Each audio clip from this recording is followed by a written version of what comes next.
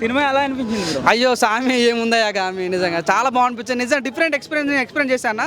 ఇక ఏంటంటే ఇప్పుడు నేను చాలా సినిమాలు చూశాను, ఒక తెలుగుడు ఇట్లా ఇంగ్లీష్ సినిమా తీస్తాడు అంటే నిజంగా సినిమా దాని అనిపించింది. అంటే డిఫరెంట్ వెదర్లోకి వెళ్ళిపోతాం అన్న, నిజంగా హిమాలయాలకి వెళ్ళిపోతాం మన అందరం. సో ప్రతి ఒక్కరు కోరికుంటే హిమాలయకి వెళ్ళాలని, ఈ సినిమాతోటి ప్రతి ఒక్కరు హిమాలయకి వెళ్ళిపోయిన ఫీలింగ్ వస్తుంటుంది. నిజం చెప్తాను, నాకు మేక తోక సినిమా కేక, చింతపండు రసం, బ్యారమీజ్ కసం, ప్రతి ఒక్కరు వెళ్ళండి గోదావరి, తన అందంతో చంపేసింది చాందిని చౌదరి, జనగణ మన రఫాడించడం బాగా యుసుగసేన.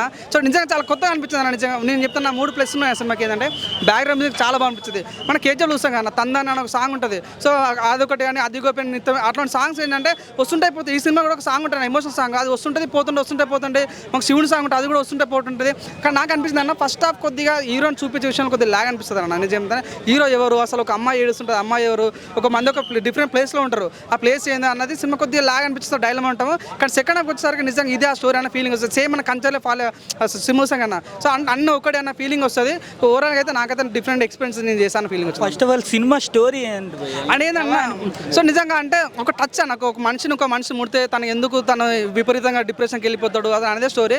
ఏలా ఒక అమ్మాయి అబ్బాయిగా మారి తనకు ఒక సైంటిఫికల్గా అనిపిస్తుంది. చెప్తున్నా ఫస్ట్ హాఫ్ కేజీఎఫ్లో ఉంటుంది, ఇంకోటి ఏంటంటే సెకండ్ హాఫ్ ఒక సైంటిఫికల్ జోనర్కి వెళ్ళిపోతుంది. సో ఆ రకంగా కింది స్థాయి వాళ్ళకి సినిమా అర్థం కాదు, పై స్థాయి వాళ్ళకి నేను అర్థం అనుకుంటున్నాను. సినిమాకి రేటింగ్ ఎంత ఇస్తావు? నేను 5కి 3 ఇస్తాను.